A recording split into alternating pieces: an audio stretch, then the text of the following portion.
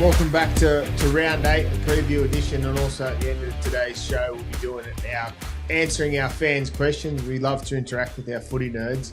But before we get into the preview, let's have a little chat to our mate. He's sitting up in a Lacoste shirt, so he's definitely turned French in the last 2 weeks. How you going, mate? Well, I was thinking Lacoste might sponsor the 6 and 7, so that's why I thought I'd wear it. Trying to get a bit of interest, mate. So Lacoste, whoever owns Lacoste Paris, if you're out there, jump on 6 and 7. Get behind us. But just have a little box toddy, actually. We always have How'd you go? about it. Are you ready to call someone out yet? Shit house. Honestly, I'm awful. Oh, yeah. My mate that I boxed with was pretty good, and he does it every day. He's been doing it for a long time. But I felt exposed, but I enjoyed the little hit out. Got me in a good headspace to come on here and talk shit or good shit with my mate and our footy nerds. So Very good. Day. How was your day, mate? What are you doing? So you're not ready to call someone out? Give me till the end of the podcast. I'll see how I'm feeling. I'm sort of at the moment. I've just sparred. You know, when you spar, you feel confident. Even though I was shit, you feel good about yourself. Got a bit of masculine energy. So it's not the time to be making big statements. So I'll see how I feel after this end of this podcast, my mate. That's true. I'll answer your question. I just got up. It's just ticked 6 o'clock. 6 o'clock here. I got up at 4:30 and done a session in the shed. Didn't throw hands on the bags or anything. The gloves haven't moved since you last left, so it's probably something that I need to do. That's how you're throwing them back in the day, back in the shed. But back to work today. I've had the Easter break, so I'm back to work at Keebra today and back at the Titans tonight, which would be cool. Busy day for me, but other than that, not too much really. Life's what? Life's cruising along, and I'm going to leave you with a little instrumental crate. Inspire, even a small step brings lasting change, on my coffee cup this morning. Wow, I love that. That's powerful, isn't it? What is it? One small step makes an everlasting change. Love it. That is. I wish I had that quote before I started training earlier. That would have got me through the session. But talking about the Titans that you're doing the work there, any young kids that have you've gone wow, or anyone that sort of grabbed you by the balls, as they say? There's definitely a lot of kids coming through. I think the next kid at the Titans coming through is Zane Harrison, the kid from the halfback from PBC last year. He's been playing New South Wales, Queensland Cup for the Tweed Seagulls at the moment. I think he'll be the next in line. But I think for the Titans, I wouldn't rush him yet. He's only a young kid. He's not a big body yet, but he does like to play against men. He played against PNG over there for the Tweed Seagulls the other week and played really well. So that's one kid to watch out for. He's got a steady head on his shoulders. He actually can play likes to play the long game. He actually played us in the wet last year against Keebra, and usually when you schoolboy footy, they still like to throw it around even when it's wet weather footy. He just went back to default mode, dropping blokes under, kicking early, pulling the defence apart, which was hard to watch because I was on the opposing team running the water, and you could see it sort of unfolding. So it shows that he's got a steady head. So I think he's the next kid in line at the Titans. But I enjoyed doing my work there. It's been doing some half stuff with them, which is something that I like doing. Things that me and you have spoken about. I've actually got a mate shirt on today. It's called Talent Locker, Unlock Your Potential. He does all... Too, or what? Oh, potential. He's definitely potential. He's got a good thing going, Bryce. He has all... It's an actual platform for people to jump on, and if you want to... Say for me, I signed a kid from England 2 years ago for Byron from this app. It's got an app, so they put all their kids, upload their videos if they want to get signed by a country rugby league club, an NRL club, the Queensland Cup. More so but they're tapped into over in Dubai. They're doing soccer over in England. Tim Cahill's behind it. Yeah. So it's like a private management sort of online app management company. Well, yeah, he's not their actual manager, but he actually gives them a platform to show who they are and what skills they possess, and then people can go in. You sign up and you can sort of pick, and you have a conversation with the player. So a kid named Harvey Whitley from the UK played a couple of games at Leeds. I reached out to him off his app a few years ago, got in a conversation with him, exchanged numbers. All of a sudden, he's living here in Australia and had a really good year in Byron, now playing for the Crumban Eagles. So besides that kid that you obviously picked up, is there any huge names that have sort of like off this app that they've gone and like struck a superstar, or has it been mainly guys in the system? There's been guys obviously in the systems. There's young kids that we're trying to get their name out there. A lot of kids get potential. A lot of players get potential to go over to play in the League One over in French for Carcassonne and teams like USAT. Is it USAT? That's USAT's rugby. But I signed another a kid named Sherwin Tanabe from PNG. He's now playing for the East Tigers. He's played internationals for PNG. He's actually getting talked to by the Broncos at the moment. So it's a good little platform for players to get a leg up without having a manager and just sort of dealing with their own sort of thing. But it's a whole bigger picture. But while I've got his shirt on, I'm going to do some coaching for him over the next few months, just while I'm sort of tooling around waiting for my mate to get back. Love it. That's cool. I've never heard of that. Yeah, Talent Locker. Talent Locker, yeah. Footy nerds. Talent Locker. Yeah. And get on board I with guess Lacoste Paris too. Yeah. You've got your French twang going, your Lacoste Paris shirt. It's all happening over in France. How's it been? It's been good, man. This pace of life over here, as you know, is a lot slower. So it's a bit of a punch in the face in a good way when you first get off that plane. Not sure mine was slower. Mate, your life's pretty slow. I'm always envious whenever I go up and stay with you. I love where you are and the pace of life you have up there in your little property, beautiful house up there in that little village. But as you know, Perpignan's very calm. The French people in this area, they're actually comes under the Catalonian district, and they're very, very relaxed, slow paced lifestyle. So it's a good pace off. But yeah, it's been good. As I said, I went to a good village yesterday and going to start doing some stuff at the Catalans a couple of days a week, I think. Having a catch up with one of the staff there tomorrow. So that'll be nice. They're in a decent position, as I said in the last show, and keep involved with footy. As you said, we always enjoy giving back. So we'll see where that leads to. But other than that, mate, looking forward to our podcast every Monday, Wednesday. It gets released on the Thursday, this show. But so much to talk about. I love this. The last episode we had covering all the games and some agendas and innuendo in rugby league, and it just never stops. And I'm excited for this weekend's round of footy again, Toddy. Oh, it's a massive round of footy. Anzac weekend, a game that you featured in a lot, playing at the Roosters. I played in a couple alongside you. It's a big occasion. It's a long 24 hours in rugby league. Lachie Galvin, I don't know if you would have seen, has been named at 6 for the Tigers, which I think is the right thing to do. It'll be interesting to see how it all unfolds with the players, but I like that he's back in. It's obviously it strikes a debate. It strikes a massive debate again. I was watching NRL 360 last night. I love listening to Braith and Gordy, but I just love the two journos just sitting there going at each other. Yeah, Bulldog. So, we spoke about agendas, and I didn't get to see it last night. I want you to go into a bit of detail because there's always every journo, and I'm sure the footy nerds pick up on it, but every journo has their own source.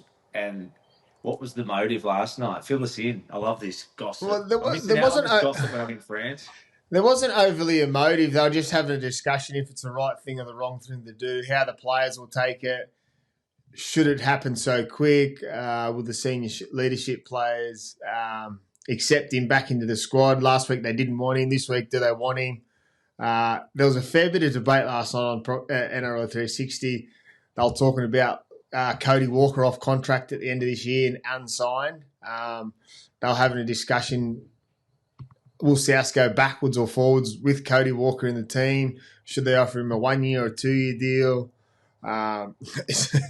It just gets to the point sometimes where it just becomes crickets. No one says anything, and then Gordy and Braith obviously jump in and sort of lead it back off. But I love watching Bulldog and Brent Reid go at it. It's just I want to see him in the ring. Cody Walker one isn't actually, that's an interesting one, isn't it? With his age, I mean, he'd be close to 37 now, wouldn't he? Oh, it'd be my age. He's 36. 36. But I think a lot of that, there's a domino effect for all the halves off contract at the moment. If you look at players that are unsigned or question marks of where they're going to be, obviously you got LACHIE, Galvin, now Cody Walker, Adam Reynolds. Well, there's 3. Daly Cherry Evans. There's 4 probably of the top in the top 10 halves. Galvin's coming up that way. He's probably not in my top 10 if I write down a list and put in some detail on it, but he's definitely a kid coming through. I think he's probably the most appealing for clubs at the moment because his longevity. He's only a kid where the other guys are at the back end of their career. But also, I feel they're sort of definitely the way Cody's playing, obviously not whole 80-minute performances, but they're definitely in a good part of their career, especially if where the game's at the moment. Saw Gus Gould come out the other day, and once again, I don't know if it was a push to get him at the Dogs. He came out and said that Galvin's the best young player he's ever seen, or something along those lines. And it's in my phone, actually. I got the phone on the screen. Dogs have pulled out of the race for Galvin. Well, it was a big compliment from Gus there because Gus doesn't come out. Yeah, he said that he's the best young kid he's ever seen in the game. He'll earn the most money in rugby league in the next 10 years. He heaped praise on him. Yeah, massive rap from Gus Gould, and he from the Godfather. Much, yeah, it'd be great. We were backing up Galvin the other day. It'd be great for his confidence here and something like that publicly. You always we've pulled out the Rolls Royce. What was the other one you said? What sort of car's Gus? Gus would be one of those vintage ones that like you can't get your hands on.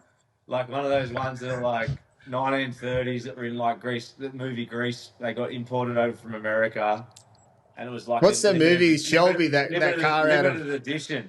Danny DeVito was dancing on the back. Danny DeVito was dancing on the back of it in the 1950s. It's a limited edition worth like Danny DeVito. Is that his name?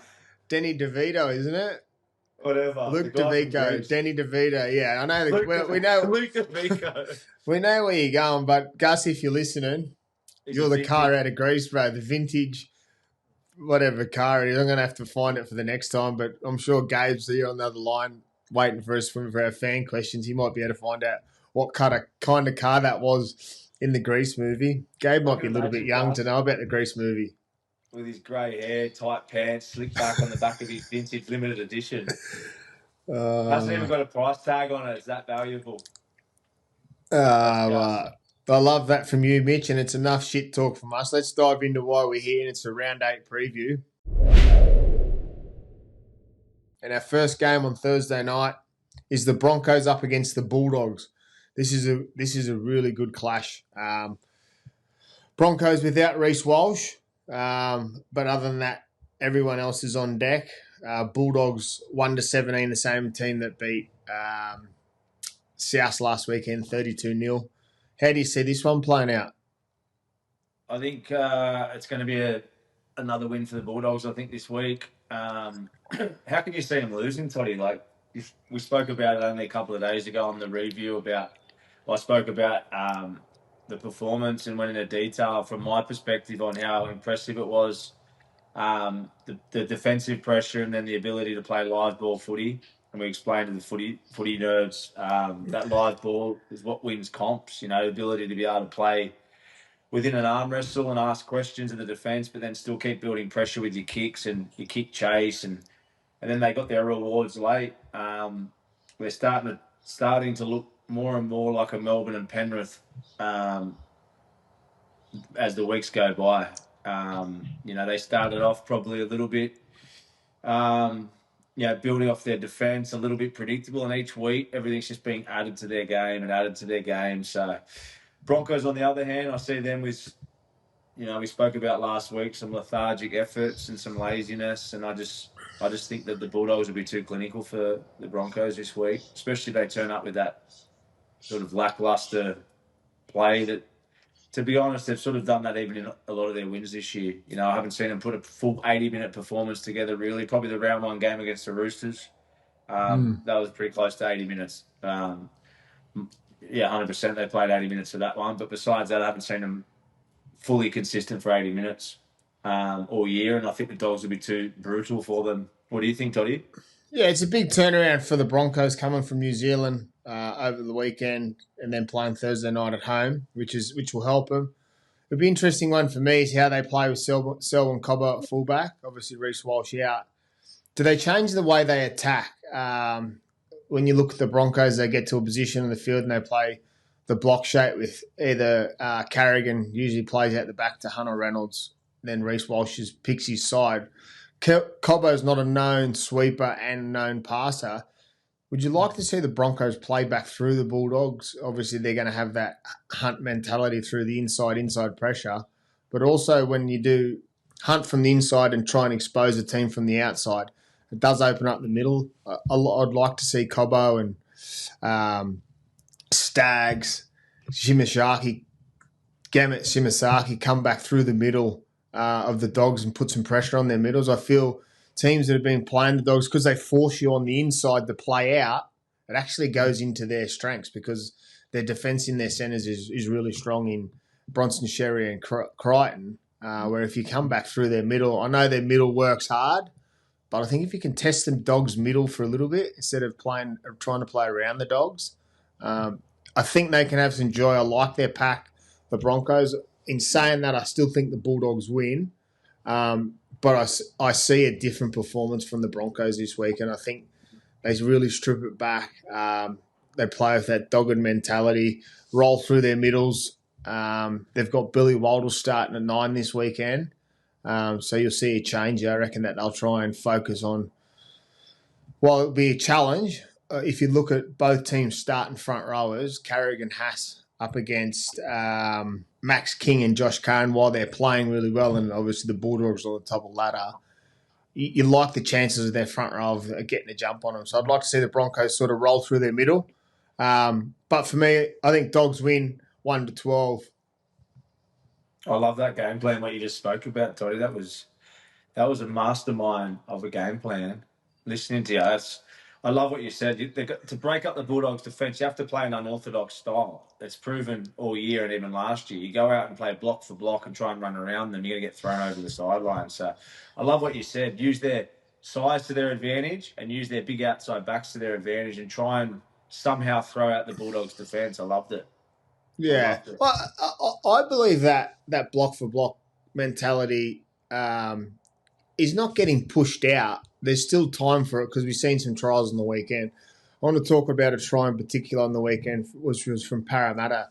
They had a shot down the right side, and it was from the far right corner. They went centre to the little Riley Smith, the hooker. He went double cross, straighten up to out the back to a half straight to a half to a block play.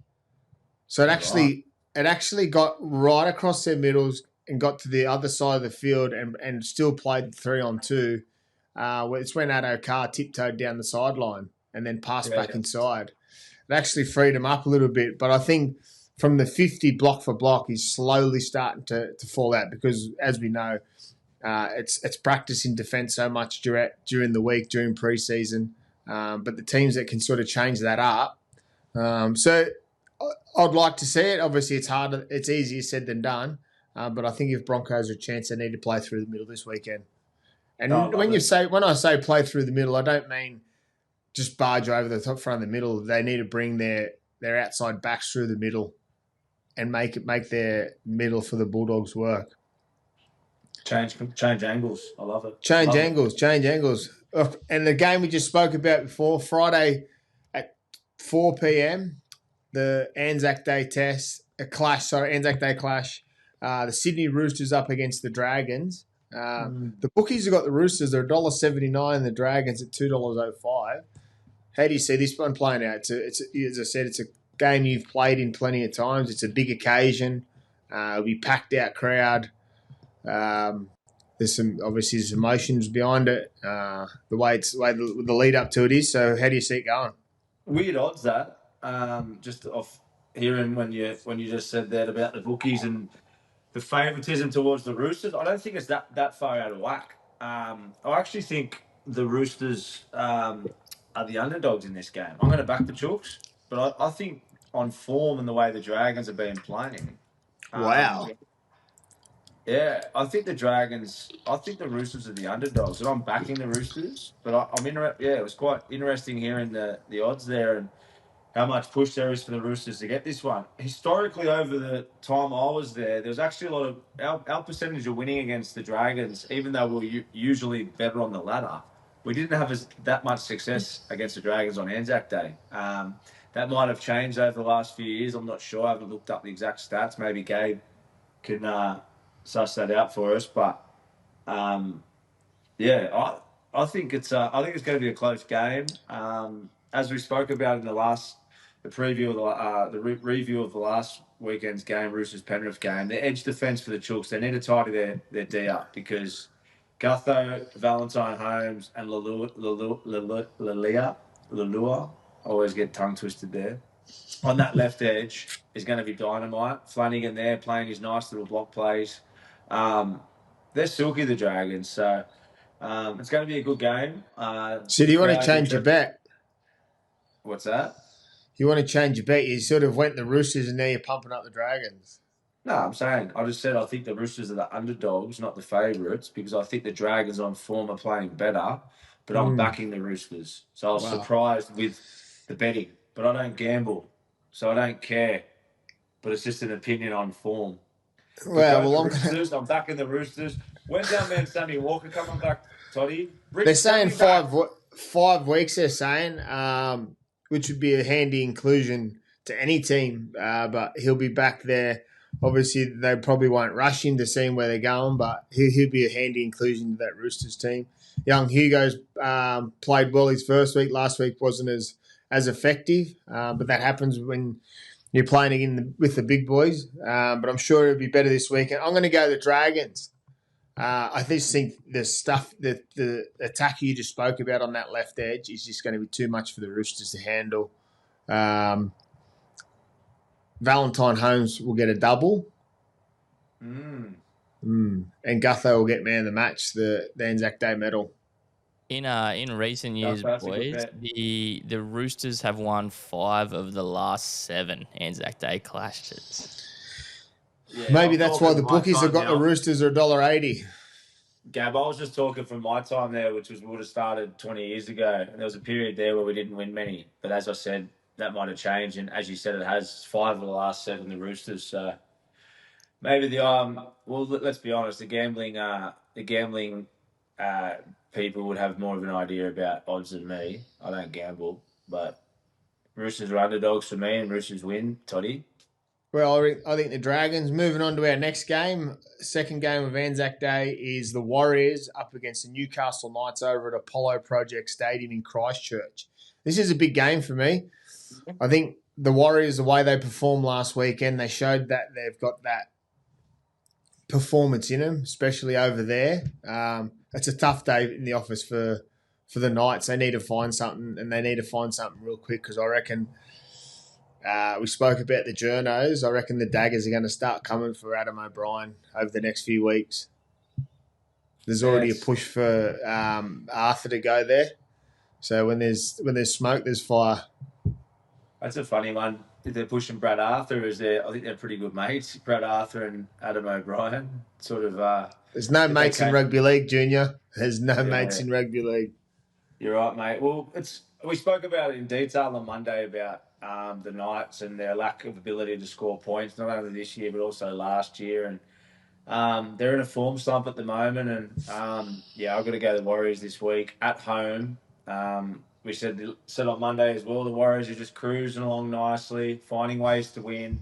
Wouldn't say they're perfect yet and fully found their stride, but they're winning. They've got some great leaders there in Fisher and Mitch Barnett up front. Good hard men, hard footy players, and their halves are doing a good job. I think they'll have too much flair for the Knights. I think the thing with the Knights, they're one of those teams when you're down on confidence, they're not a team that has got that flamboyance that you think they're going to blow a team off the park to get them back out of it. They're going to have to do it through grit and determination.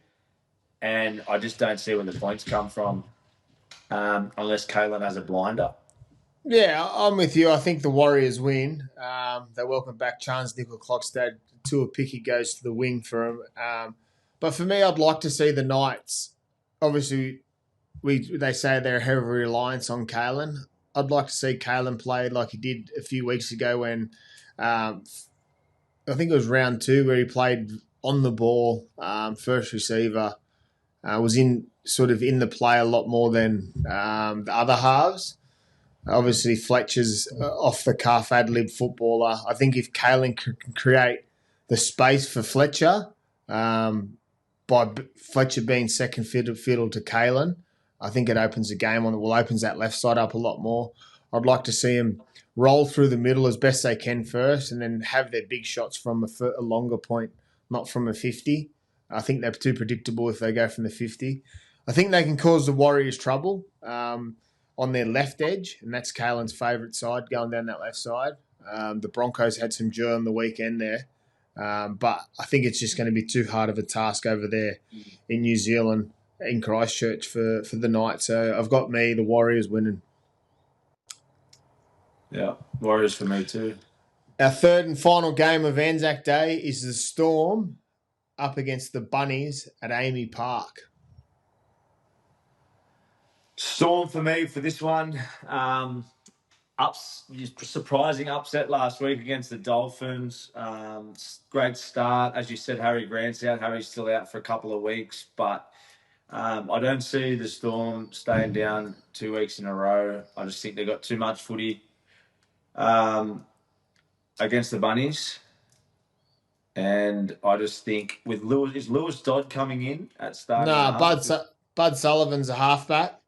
Lewis Dodd will be off the bench again. Latrell Mitchell goes back to fullback. Jai Gray, goes back to the bench. And I just need to grab that team list up. Yeah, Lewis Dodd's 19, So Jai Gray will be the cover on the bench. Latrell Mitchell's back to fullback. Jack White and Campbell Gray in the centres. Yeah, I just think without Cody there, they just lose. They lose the ability to create space across the whole field, and Melbourne do that better than anyone. We speak about that north-south footy. They can play it all, north-south, east-west. They can play everywhere from every position, and they create so much space around the ruck. So Melbourne, for me, big win. And I think Souths are crying out to get their man Cody back, and Humphreys too. How long's Humphreys off? Cody's back. Humphreys still a couple of weeks off, I think. But I thought Cody was out, you said. No. Bud Sullivan, Cody Walker in the halves. Cody went off last week, didn't he? Yeah, they must have pulled him off from his leg injury to put Lewis Dodd on just to rest him. Yeah, right. The game was done. It was 26-0. The game was done. I don't think he got hooked. He wasn't injured, but yeah, Cody's named to play 6, Latrell at fullback, so it'd be good to see how Latrell goes at fullback for his first game this year at the back. Tough task with the Melbourne Storm's kicking game. I'm sure they'll have him running around trying to isolate him best they can. But for me, I think the Melbourne Storm, as you said, you hit the nail on the head. They won't sort of fail twice. Last time they had a loss, they bounced back really well, and I think it'll be the same this Friday against the Bunnies. Melbourne Storm, second at the moment on the ladder, aren't they? They are, Mitchell. They are. Right. I want to talk to you about the ladder after we go through this, actually. Saturday afternoon, we've got the Cowboys in Queensland Country Bank Stadium up against the Titans. It's a Queensland catlash. Titans were impressive early last weekend. Cowboys are coming off the bye. Will they have the bye hangover, or will the Titans, or will they get the jump on the Titans? I think Cowboys are going to be in for a big game this week. For me, Titans, I just have no confidence in them. They just give me no confidence that they can aim up for 80 minutes or even for periods of a game. Last week, as you said, you're at the game and, it was a great wine hope to get themselves back on track at home, out in front by 16 against Canberra. You'd think they're going to sort of stick the knife in, and they just couldn't sort of get the job done. And it's been that sort of performance for them for most of the year. And before the bye, the Cowboys started to show some improvement. I think it was 2 or 3 in a row.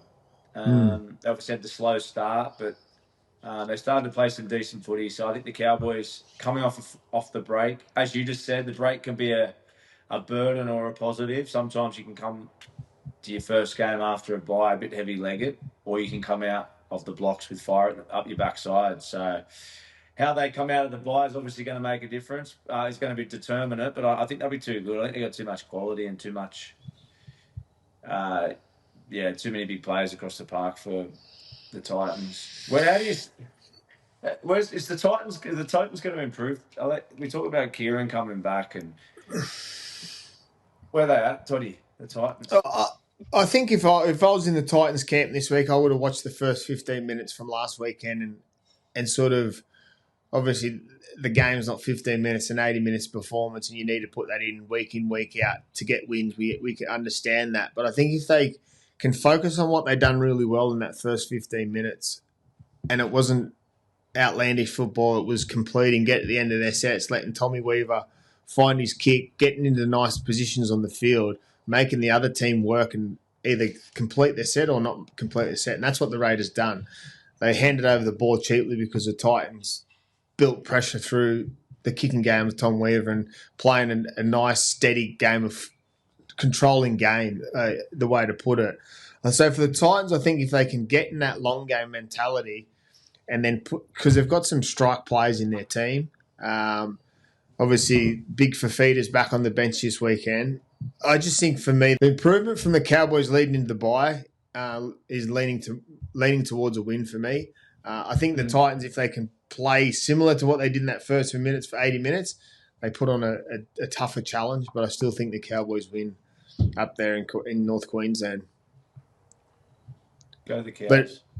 But I think that for the Titans, there are improvements there. There's similar to what Kieran said last year. There's improvement in different areas, but they just need to put the whole complete performance together. And I don't think they can get that until Kieran does come back. And I think when he comes back, that would mean hopefully Brimson to fullback or Campbell probably goes back to fullback, one of the two. But I'd like to see I'd make my sort of decision on Titans when they're full strength and they've got all their team back and firing. Saturday, the second game is the Penrith Panthers up against the Sea Eagles. We spoke about the Panthers. Were they back after last weekend, coming up against a Manly team that's 3 on the trot they've lost. A big game for both teams. Manly sitting 11th, Panthers sitting 15th. We speak about the ladder. It's an important game for both these teams because they don't want to get left beyond the pack. Where do you see it going? How does it play out? I see a big win for Penrith here. I really do. I think what they've been searching for, they found a little bit of it last week. And when you're in those really good teams, sometimes all it takes is that little a performance like that, but that little bit of hope or that little bit of rediscovering who you are. And they got that last week. You can just see the way they were at the end of the game, the way Nathan sort of walked off the field. And it was like they just sort of went, okay, this is who the fuck we are. Let's go again now. And Manly, for me, on the other hand, we spoke about where they're at. They're on the ropes at the moment for me. Like, there was a bit of talk about the Cherry situation a few weeks ago. Is that an issue? They're ducking and weaving on the ropes. Muhammad Ali. For those who can't see Toddy, he's just boxing through his got his Canberra jersey on, shadow boxing in his room. But they but they are for me.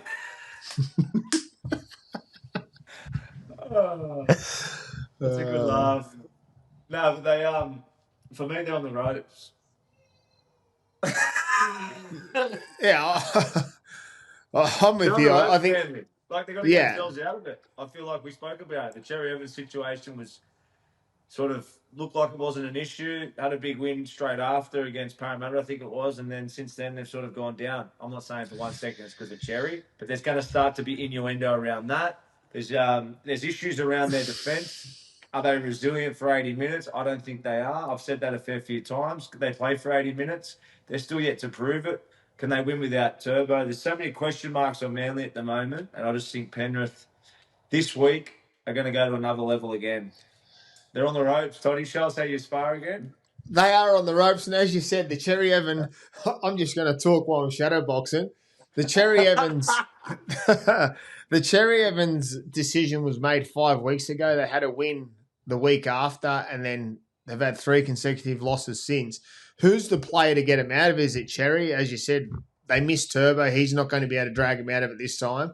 The Panthers are in a similar position to Manly were only coming the last weekend, rediscovered some form. So it's a scary game for the Manly because, one, Panthers have found some rhythm. Manly is searching for that rhythm. It could go either way here. I'm with you. I'm going to back the Panthers, but I'm going to say it'll be a better performance from Manly. But if it's not a better performance, I'm with you. I think Panthers lap them. I got a little early question for you. Obviously, it's only round 8 this week? Round 7. Round 8. Round 8, Anzac Day weekend. Who's at the point of the season where it's sort of do or die? There you go. I want to ask you a question because I know it's only early, but as you just said, there's a few sides there where the next couple of weeks can become do or die. Who's that for you? Oh, there's a couple of teams. I think one's the Panthers. Not do or die. But it's not do or die, but I think it's important they get wins leading into Origin because they'll lose some players through Origin, and I reckon they'll struggle to find a win over the Origin period. The Roosters. I'm going to name the Roosters, the Panthers, and Manly because they'll also lose players through Origin. So there you go. That. Don't ever put me on the spot again. It's a good question. It's a great question. It's at that time of the year. The reason I brought it up because you sort of think you're sort of close to the first quarter of the season. We've been in these situations, and one or two wins, and then all of a sudden hope with 1 or 2 more losses. All of a sudden, I'm not going to say it again. You're on the ropes. You're fully on the ropes. Yeah, you are on the ropes. Yeah. And it can be hard to get out of it. So there's a few teams in that position, as much as they don't want to admit it. So just keeps making this competition exciting, Toddy. Next couple of weeks again, sides that can get leap and bounds on the rest of the comp. There's some sides there that they're in the trenches. Yeah, there's definitely some tight sides in the trenches. We spoke about at the start of the year. There was concerns about the Cowboys, the Eels. They hadn't won any games, and all of a sudden now they've won 2 games. Cowboys have won 3 or 4 games. The Warriors at the start of the year, I was sceptical of them. They go on and they're sitting now 3rd on the ladder. So the comp's balancing out through salary cap, I reckon. And I just threw, if you turn up to win, you win the game. And this is probably the biggest game for me over the weekend, which I'll get a mark on the Dolphins, is the Raiders at GIO Stadium Sunday afternoon against the Dolphins. I'm going to go to the Dolphins this one. As much as you don't want to hear that, I think it's hard to doubt Canberra at the moment, but I just like where the Dolphins are at, and maybe Canberra. It's probably a good time for them to get Canberra. Canberra's cruising along nicely. They're in 3rd position. There might be a little bit of soft underbelly there, a bit of complacency. Who knows? I'm just putting a different scenario out there for you. And I think the Dolphins are ready to pounce. They're full of confidence. They've beat the top two sides from the grand final last year, Melbourne and Penrith. They've beat them both in consecutive weeks within 8 days of each other. And Isaiah Katoa's getting confident every week. They're starting to play a better style of footy. Couple of tries last week off flick passes, the stuff we spoke about at the start of the year where they're playing very structured and a bit stagnant. That's starting to come out in these type of plays, the flick passes and little trick plays. It's what we've wanted from the Dolphins, and I like what I see with them. And I think they've got a nice base there in their defence, which they've built at the start of the year. But with this little add-on in their attack now, and the young superstar finding his feet and confidence, I can see him doing a job on the Canberra Raiders this week. Toddy, why are you so angry when I say that? I'm not angry. I'm just going to have to go against you because I believe the Raiders will enjoy a bit longer rest coming home from Queensland. They've had some fair bit of travel, but they're back home. Ricky will have them up for this game because I know what he's like. He'll be like, they're going to come down here and ambush us, and we looked tired last weekend and this and that. But I think the performance for the Dolphins for me last week, yes, it was a massive tick in the right direction, but I think Canberra will be way more resilient defensively than the Storm were last weekend, so they won't have opportunities to do their flick passes. I think it'll be a tight game, but I think Canberra win down there. I think their forward pack for me at the moment is too strong for the Dolphins. But it's the beauty of rugby league. It'll be all in front of us on Sunday afternoon, but that's the clash I'll be sitting down with a box of popcorn waiting to watch because I think that's the game of the round for me because it gives me a look where the Raiders are at, but also where the Dolphins are. You just stole the words out of my mouth. Hand on my heart, I was about to say, I know that the Anzac Day game's going to have the biggest atmosphere, but this game will be game of the round, and you just literally said it. Well, when they say great minds align, and we just align together again, my friend. I agree with you, brother. I really do. I think it's going to be game of the round, or at least be the most exciting game of the round. Because I think it will be because obviously it's one of those games for me that I think it gives us a look where the Raiders are at, and obviously the Dolphins are on the up with their improvement of the wins the last 2 weeks. And our final game of the round is a much talked about West Tigers. Lachie Galvin, we've mentioned, is back into the team up against the Cronulla Sharks at Leichhardt Oval. I saw Matty Johns, the great Matty Johns. I think it was on his podcast. It popped up on social media today. I think it was on socials. It would have been. He said that the only way for Lachie to get himself out of all this talk and innuendo is just come out and lead the Tigers to the finals and be the best player in the team. And not a truer word said. We've been in these situations before, and the more chaos that's going around you, it only ever turns positive when you play good footy. 100%. And he's in such a good position to go out. He's at the start of his career. Like, all this bullshit is going to go away. He's going to, by the time he's 35, he's going to look back and laugh at the 19-year-old Galvin when they took the piss out of him because he wanted to go to another club that was better. Let's be honest. Like, I know that's harsh to say, but he's Parramatta better if he goes to Parramatta. I agree with what you're saying. I think this part of Lachie Galvin's life you'll look back on and realise that it was a stepping stone in the direction he needed to go and his growth as a player. I think it's probably a little bit too young for it to be happened to him. But I think the situation's been handled average, but he's now back in the team.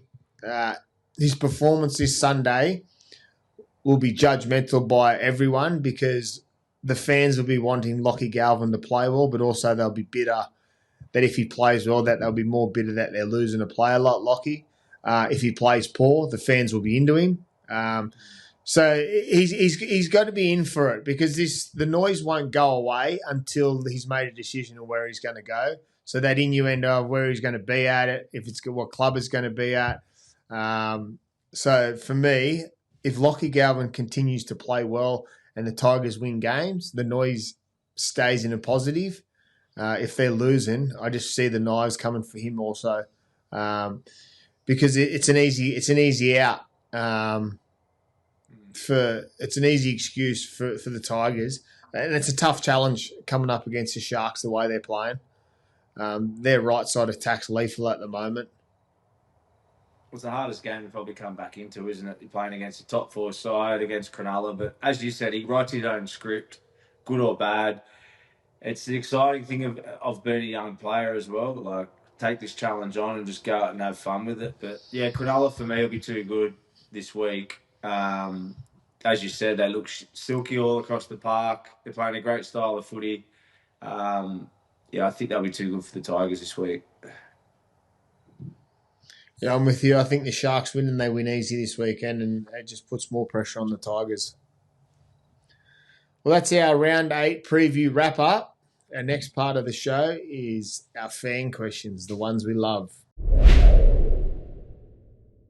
Fire away, Gabe. Cool, boys. Gabe's a bull rider from Tamworth as well. Never rode a bull in my life. The car from Greece, to circle back about Gus, it was the Ford Deluxe convertible. That's him. 1948. What, 19 what? Can we get a photo up, please, on the screen as well of when we produce the show? Of the old, what is it, 1948? Ford Deluxe. Ford Deluxe. That's Gus to a T. The limited edition with no value. It's just unlimited value. You can't buy it. You can't buy Gus. You can't buy Gus, bro. Nah. But into the questions. This one here is from HP Ham 123. Which current team's planning session would you most want to observe? Planning? Yeah, planning session. I guess in terms of training and stuff and how they're going to approach games. I'd love to get an insight into it. We've seen a little bit of it when Wayne went to the Dolphins. I'd like to see the method Wayne goes in behind closed doors, because they say that he lets his staff do a lot of the coaching. He just sort of manages everything. But when I was watching the Dolphins documentary when Wayne first went there, it went into their boardroom and there was a group of them all talking about the players they wanted, how training was going to be ran. So for me, for a planning of a season, I'd love to sit with beyond Wayne, but a team video session, I'd love to sit in with the Melbourne Storm to see what Craig's like, how they break teams down, but also how they break themselves down and they fall into structure so well. Yeah, I'd like Melbourne. I've always loved to. Even when I was playing, I was always mesmerised by Melbourne. Obviously, the players they had there, but just Bellamy, and more than anything, not only the way Bellamy communicates with the group and the way they train, to see why they can get up week after week for nearly close to 25 years now since he's been there. Physically, like I've been in teams, even the best of teams that we played at the Roosters, where the Roosters was pretty consistent, to be honest. The way Robbo got the boys up there, he had a great knack of doing that. Keeping everyone hard, but I feel like Melbourne's done that better than anyone with Bellamy, and I just love to see if it's a dictatorship or it's a delegating role to the players. Like whatever he does, it's obviously so effective, and it mesmerises me, because I turnover of players are just consistently every year just keep turning up physically, regardless who's playing. So I just love to see what he does, what magic he sprinkles on the group. And then also too as well, their attack, like they just constantly keep evolving. Is that Bellamy? Is that the assistants? Is it the players? I want to know. Get us on a plane, please. Yeah, it'd be good to know, wouldn't it, how the magic works. Next question is from Toast AU. What advice would you boys give to Lachlan Ilias to help him ice out games? Oh, it's a tough one. I think they've got a fair few leaders there that can ice out games, but obviously comes with the territory of being a half. Just stick to your guns, continue to play. Don't go into your shell when the game's on the line. Actually take the game by the scruff of the neck and own the moment. But obviously he would have to communicate that with Kyle Flanagan, because they'd both want to be the guy that actually closes the game out. But I'm impressed with where Kyle and Lachie are going at the moment. We spoke about them last week, about Kyle giving a dig about the worst halves combination in the comp, but they're doing pretty well. But I guess sometimes with comments like that, yeah, you have to back it up the following week, and they've got a tough challenge against the Roosters this weekend. I think. Sorry, you said it. No, I had nothing to say. Yeah, we just do one each. Cool. All right. So this one's a bit on the spot here, Mitch. So if you struggle, that's fair enough. But in order, who are your top 5 halfbacks in the game right now based on form? Based on form, it has to be in order. I'll do it in order. On form, Well, if you're going off the weekend's games, Mitch Moses is number one off form because he just played. That's the most current. Isaiah Katoa 2. I'd put Metcalf, not 3. I'd put Metcalf 4, Nathan 3, and 5. I would put. I'll put Fogarty. Reno. Fogarty, yeah, Fogarty. That's a good 100%. list. Yeah. Fogarty, yeah. But over the last 5 weeks, I still think Reno's in that top maybe 6. He's been playing good footy, even though they were poor on the weekend. Reno's been playing good footy. Cherry there to start the year. Geez, there's some good halves. We were talking about the lack of halves in the game. The top 10, there's some good halves. Where would you put Fogarty in there, Toddy? I know you love him. Does he just squeeze in 5, or do you got him higher?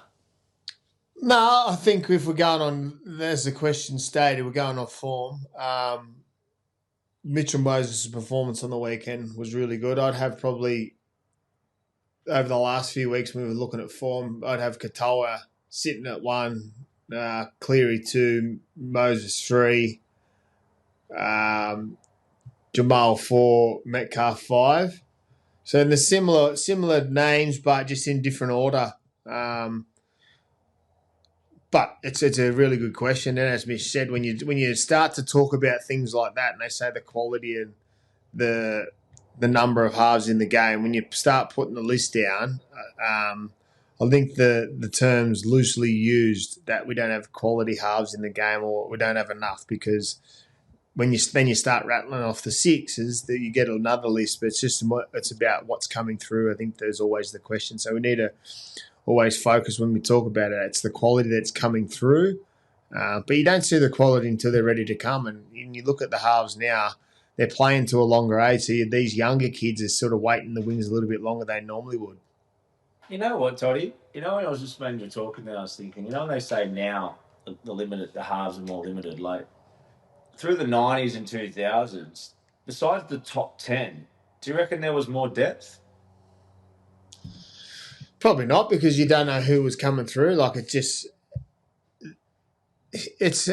always a debate. The halves combination is an easy debate because everyone, one, the price tag of halves at the moment, and then also 2, the young kids that are waiting coming through, and it's the unknown for them until they get in there.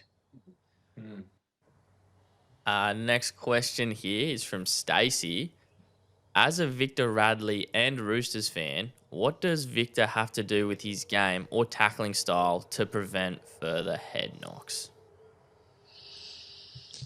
That's a hard question to answer, because if you take away the physicality of Victor Radley, you lose one of his key attributes. I think for me it's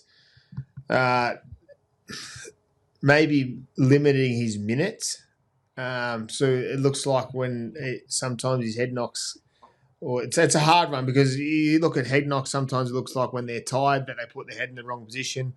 But Victor Radley is one of those players. He plays with his heart in his sleeve, and he goes into everything. So it's a hard one. The only way you answer that question is by asking Victor, and his answer will probably be, "Oh, it's the way I play," and he'll deal with it. Yeah, that's fair. Next one. Do you think players? This is from Dave. Do you think players can be too big to be effective in rugby league? E.g., Wilson at the Broncos could be too big and slow compared to other power athletes. I become a fan of league moving to Oz, and always thought union forwards seemed too big to switch to league. I think he's got a point there, because I think the same. I think that if you're comparing, the end of that question sort of made sense what he was asking, because if you're too big and you're slow, well, clearly it could be a weakness. But if you're big and you're fast, well, clearly you're unstoppable. But I like what he said at the end there, rugby union. I've always thought the same, and that's why we don't see too many forwards of rugby union clash over the league. There's also not that many, some league-type forwards that won't play as good in union, especially around the hookers and those 1, 2, 3 positions in union up front scrimmaging. They're better than, probably the league front rowers at that role. And vice versa, not as athletic and agile and quick as our athletic middles we have in rugby league. So just all depends on the positions, but anyone who's slow in rugby league is probably not a benefit, regardless what your position is. Unless you're Jason Smith, who Toddy had the chance to play, which would be cool to hear some stories about Jason Smith one day.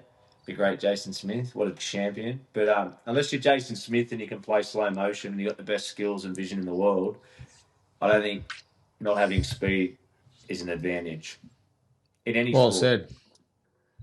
said. This next one here is from Sully. What do you look for when first identifying a good young halfback? I feel like the great ones have built their game off being strong defenders, and all the other parts, kicking, passing, and running, have come off the back of that. Pierce, Cleary, Andrew, Johns come to mind. He's left you out there, Toddy. Well, I was a five. I was a 5'8" anyways. It doesn't matter. How to identify a good young halfback? Obviously, the key things as a good half is kicking and passing. But I think the ones that stand out for me is the ones that the way they listen, how they listen to the way you speak. They ask questions. They're inquisitive when you actually talk, and when you go explain a drill, they come and ask you a question of why they're doing it, because that means that they're actually interested in getting better. But also the small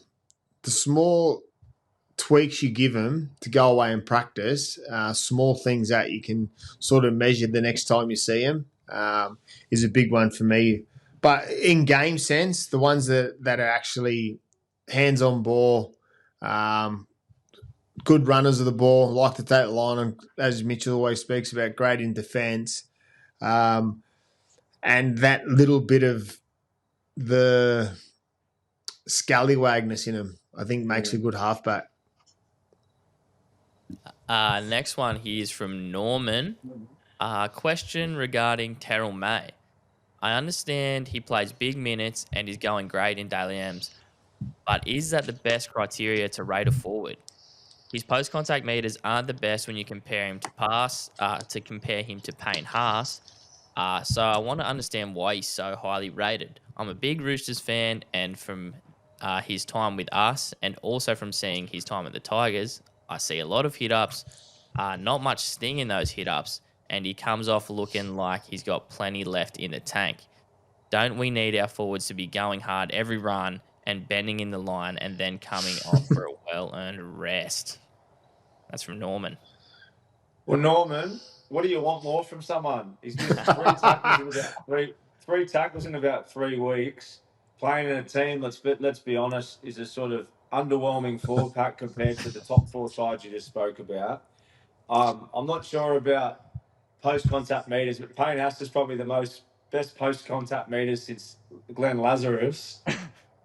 But I think Terrell's doing pretty well, and every player brings something different. But to question his impact over 80 minutes is a big call.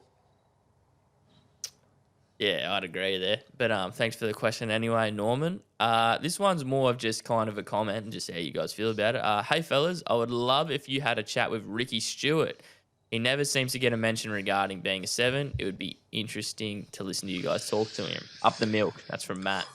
Well, Matt, as I've got a Raiders connection, Ricky Stewart is on our list of 6s and 7s guests. So hopefully, me and Mitch were coached by Ricky. Mitch was being coached by him at Clubland and Origin, and I was lucky enough to partner Mitch in the halves in Origin. Ricky was our coach. So hopefully, at some point, the 6s and 7 conversation will have Ricky Stewart in front of us talking about the things you want to know about Ricky as a 7. And I definitely regard Ricky as one of the best 7s.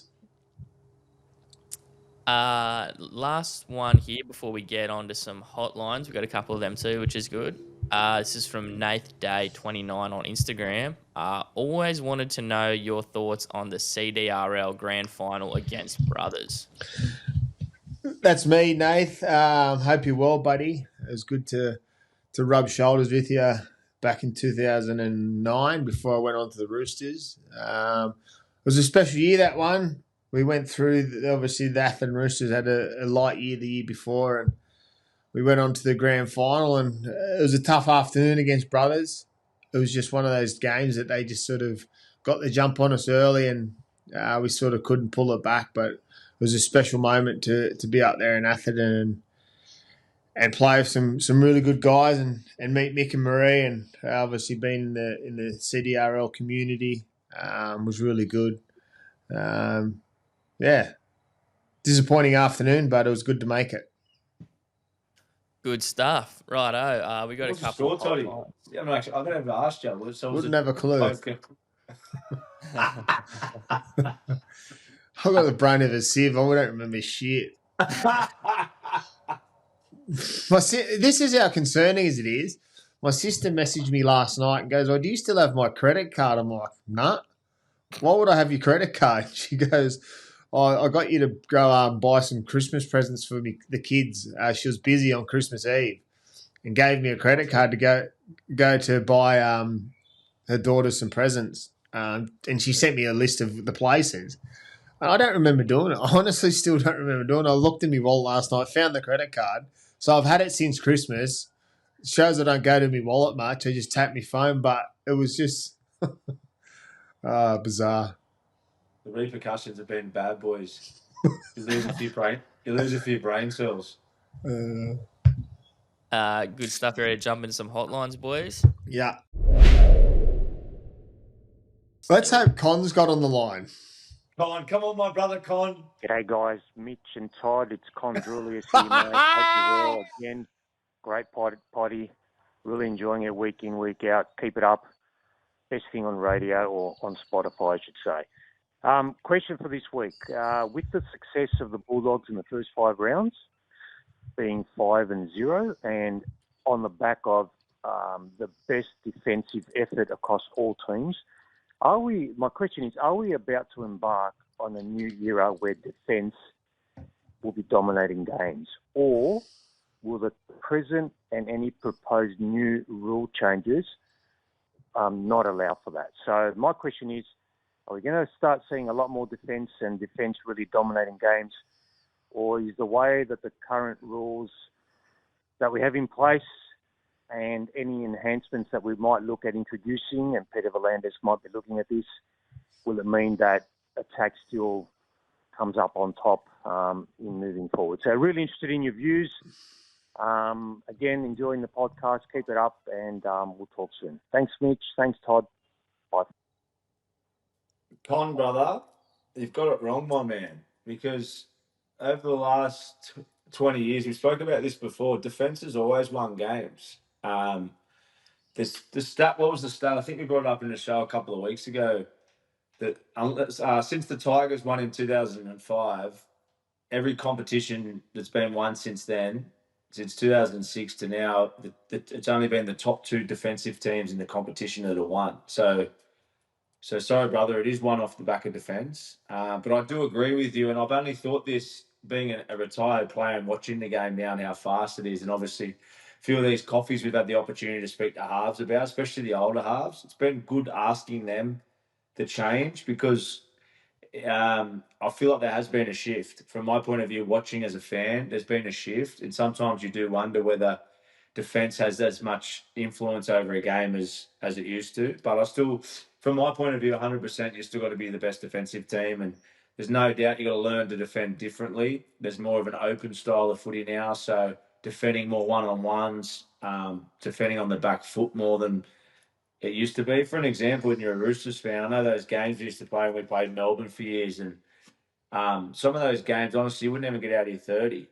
And Toddy would have played 100 of them games over his career in big matches. But some of those games, you would not get out of your 30. There was no breathing space. It was a war of attrition and an arm wrestle of forcing back. It was like forcing backs, yeah. It was like forcing back. When nowadays, yeah, there's a lot more opportunity to play, and then you've got to learn to tackle on a different sort of circumstances. What do you reckon, Toddy? Yeah, I'm with you there. I think all games are won on defence. Obviously, you need the ball to win the game, but you can't always just rely on defence also. I think what Con you're trying to ask is if that the teams still have to focus on attack. The game will never be just defocused.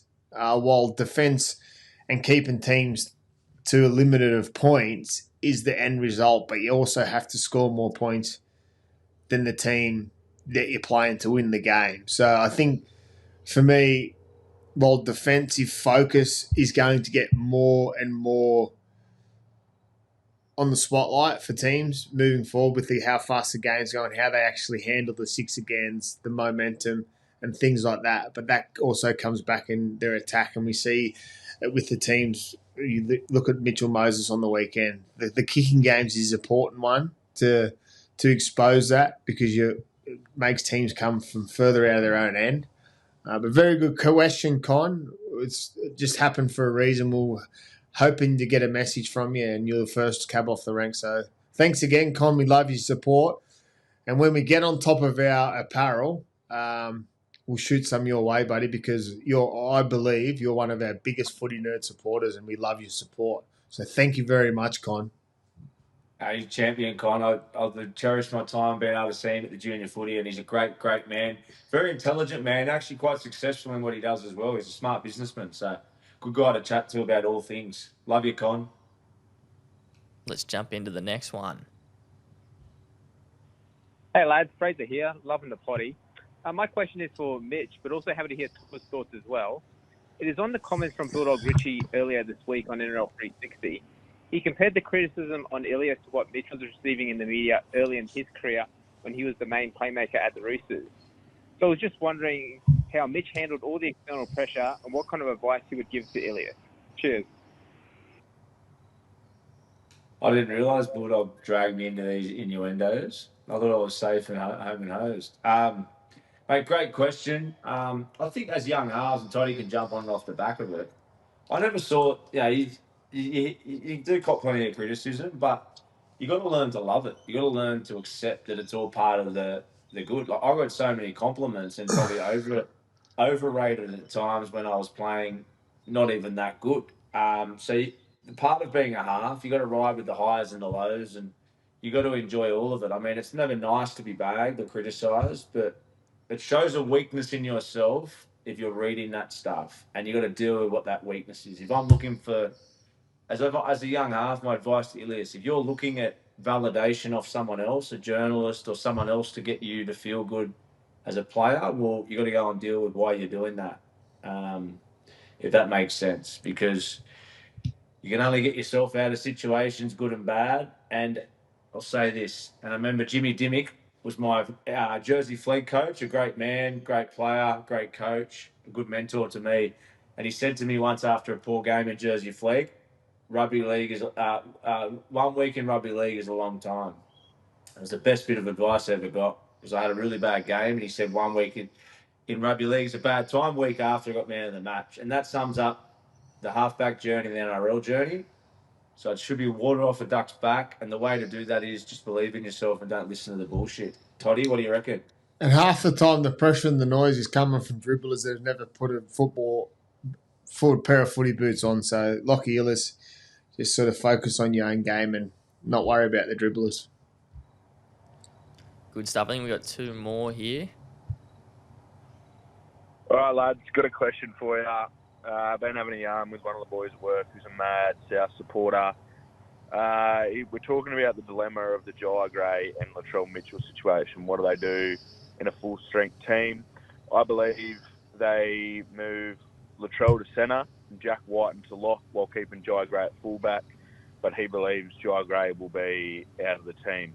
Tell me what you guys think. I just believe that Whiten's big enough, strong enough to play in the lock position, and they're a better team at the moment with Jai Gray out the back. Like he's leading Dally M.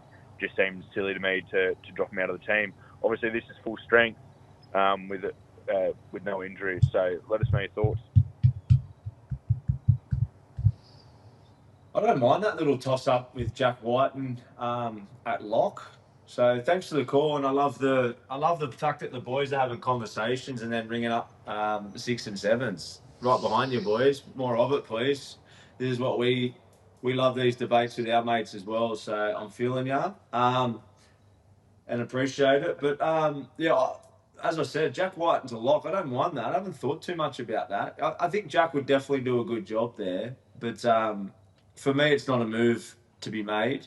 I think Jack stays out in the centres, and it's got to be a choice which one plays. If Latrell plays fullback, well, Jai's on the bench, or he doesn't play, which sucks because he's such a good player. But I don't think you move Hubner from lock. Obviously, Cam Murray's not there, but I wouldn't be moving Hubner or Jairo potentially, who can play that middle role sometimes. I'd rather put those two in there than put a Jack White in at lock, Toddy. Yeah, well, the debate gets closed down so much because the great coach in Wayne Bennett says that Latrell be his fullback. There's no smarter mind or brain in the game than Wayne Bennett. So he understands what Latrell does and what Jai does is obviously complete polar opposites, but also for the team moving forward is probably what Wayne can see. But I like the idea of Jack White playing in 13. He would do a really good job there. But as you said, what you'd lose then, you'd lose Hubner. Obviously, long term, it's not going to stick that way because you got Cam Murray will come back into the team at some point. If not this year, it'll be next year. But it's a really good discussion, and I love what Mitch said. I love that you boys are having discussions and you're asking us for advice because that's what we love as footy nerds. So the boys sitting around chewing the fat at the pub and you want to ask some questions, fire away with some questions, boys. Stuff, the good stuff, boys. No, good for you. It's been a funny morning with me, mate. Well, it's night time for you over in France. So I want to give you a little bit of insight. So over in France now, it's ticking on 11:30 or 11:15. For me, I'm just about to start my day. So if you see some different moods and weird stuff that goes on, this is the life of two imbeciles. It's how it is. And it's going to be cool because, like we said, the footy season is going to be dead and gone soon.